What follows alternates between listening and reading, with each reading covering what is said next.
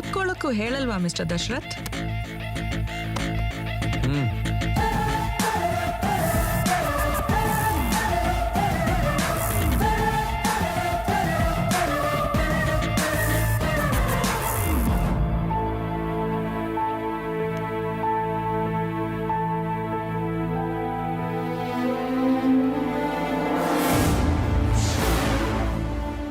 ಹೇಗಿದ್ದಾಳೆ? ನನ್ನ ತಮ್ಮನ ಪ್ರೀತಿಲಿ ಸಿಕ್ಕಾಕೊಂಡು ನರಳ್ತಾ ಇರೋ ಶಾಂತ.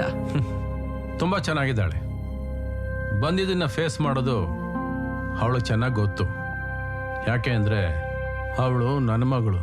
ಓ, ಅದಕ್ಕೇನಾ ಬದುಕ್ ಸಾಕು ಅನ್ನೋ ನಿರ್ಧಾರಕ್ಕೆ ಹೋಗಿದ್ದು? ಲೋಕ ಬೆಳಗೋ ಸೂರ್ಯನ್ಗೂ ಒಂದೇ ದಿನ ಗ್ರಹಣ.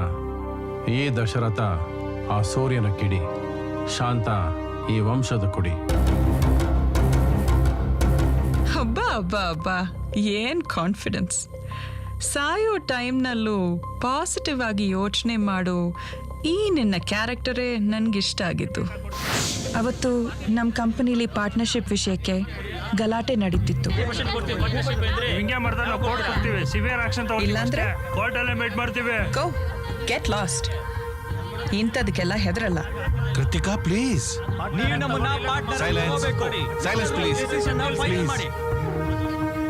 ಭರತ್ ಮತ್ತು ಕಿರಣ್ಗೆ ಪೇಷನ್ಸ್ ಇಲ್ಲ ಅಂತ ವ್ಯವಹಾರನ ನಿನಗೆ ಒಪ್ಸಿದ್ರೆ ನೀನು ಹಾಗೆ ಆಡ್ತಾ ಇದೆಯಲ್ಲ.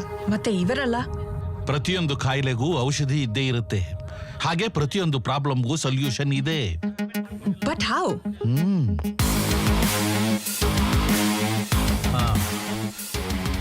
ನಾನು ದಶರಥ ಪ್ರಸಾದ್, ಅಡ್ವೊಕೇಟ್. ಎಲ್ಲ ಡೀಟೇಲ್ಸು ನೋಡಿದ್ದೀನಿ.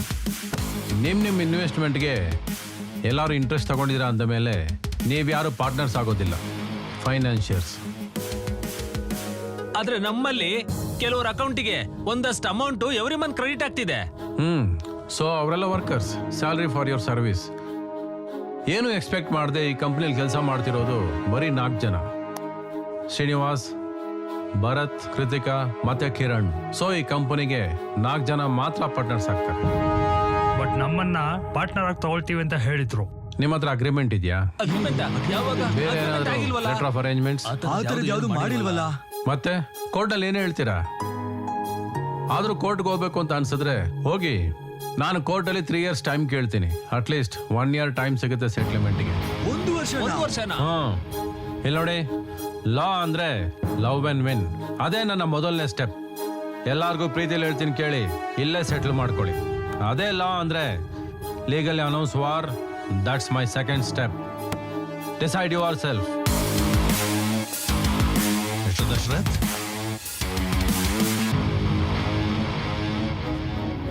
Thank you so much.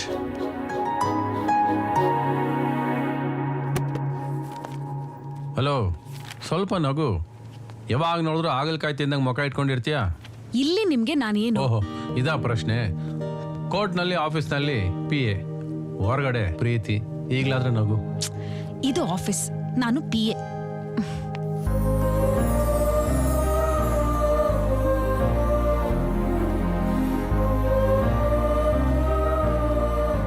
Documents ಕೇಳಿದ್ರಲ್ಲ, ಅದಕ್ಕೆ ನೀವ್ಯಾಕೆ ಬರಕ್ ಹೋದ್ರಿ?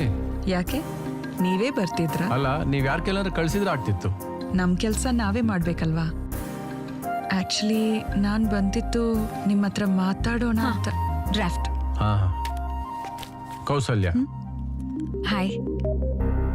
ಹಾಯ್. ಅದೇನೋ ಮಾತಾಡ್ಬೇಕು ಅಂದ್ರಿ? It's okay, will meet another time. ಹಾ, ತಗೊಳ್ಳಿ, ನಿಮ್ ಡ್ಯಾಡಿಗೆ ತೋರಿಸಿ.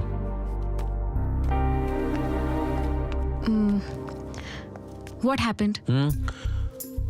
ತುಂಬಾ ಸ್ಟ್ರಾಂಗ್ ಗರ್ಲ್.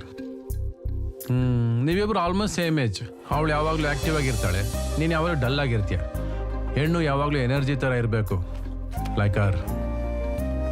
ಅವತ್ತೇ ನಿನ್ ಮೇಲೆ ಇಂಟ್ರೆಸ್ಟ್ ಬಂತು, ಬಟ್ ಅದನ್ನ ಹೇಳಕ್ ಟೈಮ್ಗೋಸ್ಕರ ಕಾಯ್ತಿದ್ದೆ.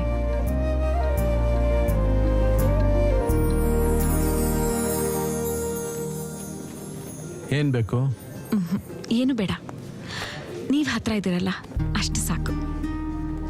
ಎಲ್ಲ ಇರಬೇಕು ಅನ್ನೋ ವಯಸ್ಸಿನಲ್ಲಿ ಎಲ್ಲರನ್ನೂ ಕಳ್ಕೊಂಡೆ. ಯಾರೂ ಇಲ್ಲ ಅಂದ್ಕೊಂಡಾಗ ನೀವ್ ಸಿಕ್ಕಿದ್ರಿ. ಊಟ ತಿಂಡಿ ಎಲ್ಲ ಜೀವ ಉಳಿಸ್ಕೊಳಕ್ಕೆ. ಜೀವನಕ್ಕೆ ನೀವಿದಿರಲ್ಲ ಅಷ್ಟು ಸಾಕು. ಏನ್ ತುಂಬಾ ವೇದಾಂತಿ ತರ ಮಾತಾಡ್ತಿದ್ಯಾ? Ready madam. ಬಂದೆ. ಎಲ್ಲಿಗೆ? ಒಂದು ನಿಮಿಷ ಬಂದೆ. ಫುಡ್ ಆರ್ಡರ್ ಮಾಡಿ.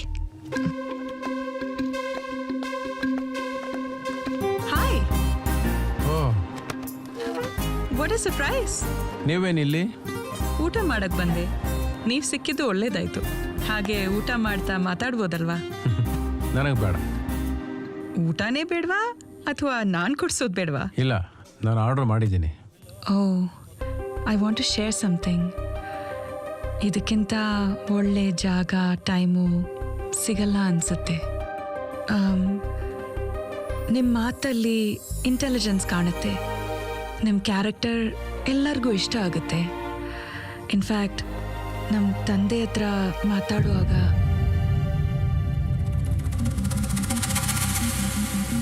This is for you.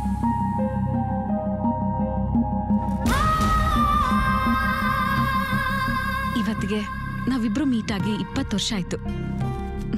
ಈ ಸಂಬಂಧ ಹೀಗೆ ಇರಲಿ.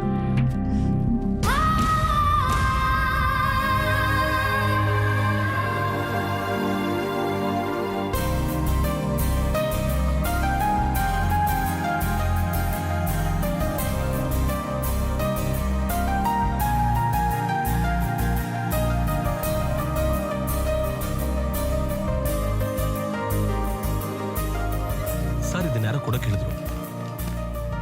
ಓಹ್ ನೈಸ್. Same watch. ನಾನೇ ನಿಮ್ಗೆ ಕೊಡ್ಬೇಕು ಅಂದ್ಕೊಂಡಿದ್ದೆ. ಅಷ್ಟು ಅಮೌಂಟ್ ಇರಲಿಲ್ಲ ಅಂತ ಬಿಟ್ಟು ಬಂದೆ. ಹೋಗ್ಲಿ ಬಿಡಿ, ಹೇಗೋ ನಿಮ್ಗೆ ಸೇರ್ತಲ್ಲ. ನೋಡು, ಇಷ್ಟಪಟ್ಟಿದ್ದು ಸಿಕ್ಕಿದ್ರೆ ಸಮಾಧಾನ, ಇಷ್ಟಪಟ್ಟವರೇ ಕೊಟ್ರೆ ಸಂತೋಷ. ಬಟ್ ವ್ಯಕ್ತಿ ಯಾರು, ಅವ್ರ ಉದ್ದೇಶ ಏನು ಅಂತ ತಿಳ್ಕೊಳ್ದೆ ನಾನು ಯಾವುದೂ ಎಕ್ಸೆಪ್ಟ್ ಮಾಡಲ್ಲ. ಹಾಯ್, ಹಾ, ಬನ್ನಿ. ಅಗ್ರಿಮೆಂಟ್ ಕಳ್ಸ್ಕೊಡ್ತೀನಿ ಅಂದಿದ್ರಿ, ತಗೊಂಡೋಗೋಣ ಅಂತ ಬಂದೆ. ಡ್ಯಾಡಿ ಬೇರೆ ಡೆಲ್ಲಿಗೆ ಹೋಗ್ಬೇಕು. ಕೌಸಲ್ಯ, ಅವ್ರ ಅಗ್ರಿಮೆಂಟ್ ಕಾಪಿ. ಆಕ್ಚುಲಿ ನಾನೇ ಬರೋಣ ಅಂತಿದ್ದೆ. ಯಾರು ಬಂದ್ರೆ ಏನು, ಆಗೋ ಕೆಲಸ ಮುಖ್ಯ, ಸಿಗೋ ರಿಸಲ್ಟ್ ತುಂಬ ಮುಖ್ಯ. ಆಗಲ್ಲ, ನೀವು ತುಂಬಾ ಬ್ಯುಸಿ ಇರ್ತೀರಲ್ಲ. ಎಷ್ಟು ಬಿಸಿ ಇದ್ರೆ ಏನು, ನಮಗೆ ನಮ್ಮ ಕೆಲಸಕ್ಕೆ ನಮ್ಮೋರಂದಾಗ ಟೈಮ್ ಮಾಡ್ಕೊಂಡು ಬರಬೇಕಲ್ವಾ? Wow, nice watch. ಯಾರ್ದು? ನನಗೇನೆ ಯಾರೋ ಗಿಫ್ಟ್ ಕಳಿಸಿದ್ದಾರೆ. ಪ್ರೀತಿಯಿಂದ ಕಳ್ಸ್ಕೊಟ್ಟಿದ್ದಾರೇನೋ. ಇದೆಲ್ಲ ನನಗೆ ಇಷ್ಟ ಆಗಲ್ಲ.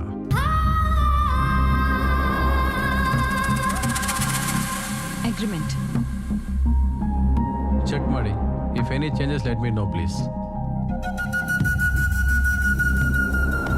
ಶೋರ್. ಗಿಫ್ಟ್ ಬೇಡ ಅಂದಾಗ ಕೋಪ ಬಂದರೂ ಸಹಿಸ್ಕೊಂಡೆ. ಹಬ್ಬಾ, ಕೇಸ್ ಗೆದ್ದಿದ್ದ ಖುಷಿ ಜೊತೆಗೆ ಈ ಬೇರೆ ಆಗ್ತಿದ್ದ ಗಂಡ ಹೆಂಡತಿನ ಒಂದು ಮಾಡಿ ಸಂತೋಷ ಇವತ್ತು ಸಿಕ್ಕಿದೆ. ಓಕೆ, ಈ ಮದ್ವೆ ಅನ್ನೋದು ಒಪ್ಕೊಂಡಾಗ್ತಾರೆ, ಇಲ್ಲ ಪ್ರೀತ್ಸಾಗ್ತಾರೆ. Still divorce ಯಾಕಾಗತ್ತೆ? ವಯಸ್ಸು ಪ್ರೀತಿ ಮಾಡಿಸುತ್ತೆ, ಮನಸ್ಸು ಮದುವೆ ರೂಪದಲ್ಲಿ ಒಂದು ಮಾಡಿಸುತ್ತೆ, ಅಂಡರ್ಸ್ಟ್ಯಾಂಡಿಂಗ್ ಸಂಬಂಧ ಗಟ್ಟಿ ಮಾಡುತ್ತೆ. ಇದೆಲ್ಲ ಇಂಪಾರ್ಟೆಂಟ್. ಗುಡ್. ಮದ್ವೆ ಆಗಿಲ್ಲ ಅಂದ್ರೂ ಇದೆಲ್ಲ ಗೊತ್ತಿದೆ. ಬೇರೆ ಪ್ರೀತಿ ಸಹನಶೀಲ ಮುಖ್ಯ.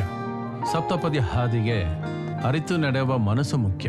ಸೇರಿ ನಡೆಯುವ ಜೋಡಿಗೆ ಪ್ರೀತಿ ಅರಿಯುವ ಹೃದಯ ಬೇಕು. ಹೃದಯ ಸದ್ದಲ್ಲಿ ನಮ್ಮ ಹೆಸರಿರಬೇಕು. ಈ ಭಾವನೆ ಎಲ್ಲರಲ್ಲೂ ಇರಬೇಕು. Wow, very nice. ಪ್ರೀತಿ ಸಹನಶೀಲ ಮುಖ್ಯ, ಸಪ್ತಪದಿಯ ಹಾದಿಗೆ ಅರಿತು ನಡೆವ ಮನಸ್ಸು ಮುಖ್ಯ, ಸೇರಿ ನಡೆವ ಜೋಡಿಗೆ. ಬಾಳಿಗೊಂದು ಪ್ರೀತಿ ಬೇಕು. ಯಾರ್ರೀ ನೀವು? ಎದುರು ಬಂದು ನಿಲ್ತೀನಿ, ನನ್ನ ಮನಸ್ಸಲ್ಲಿರೋದನ್ನ ಹೇಳ್ತೀನಿ. ಬಾಯ್. ಸರಿ, ಕಾಣಿಸ್ತಿಲ್ಲ. ಪುಟ್ಟ, ನಾನು ಬರೋದು 4 ದಿನ ಆಗುತ್ತೆ. ತುಂಬಾ ಹುಷಾರು. Take care. Sure dad, no worries. ಪುಟ್ಟ, ಅದೇನೋ ಸರ್ಪ್ರೈಸ್ ಕೊಡ್ತೀನಿ ಅಂತಿದ್ಯಲ್ಲೋ? ಹಾ, ಮೊದಲು ಆ ಪರ್ಸನ್ ಕೊಡ್ತೀನಿ, ಓ ಐ ಸಿ. ಆಮೇಲೆ ನಿಮ್ಗೆ.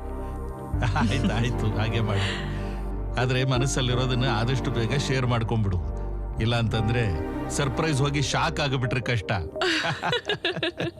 ಬರ್ಲಾ? ಓಕೆ, ಬಾಯ್ ಡ್ಯಾಡ್.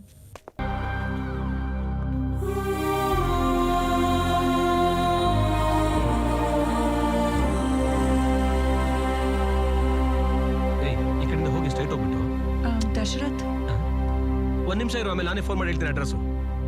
ಮೇಡಮ್ ಇವತ್ತು ಯಾರು ಸಿಗಲ್ಲ ಆಫೀಸಲ್ಲಿ. ಯಾಕೆ? ವಿಷಯ ಗೊತ್ತಿಲ್ವ ನಿಮ್ಗೆ? ಸಾರದು ಮೇಡಮ್ದು ಇವತ್ತು ಮದುವೆ. ನಾನು ಈಗ ಆಫೀಸ್ ಕ್ಲೋಸ್ ಮಾಡಿ ಹೊರಡ್ತಾ ಇದ್ದೀನಿ.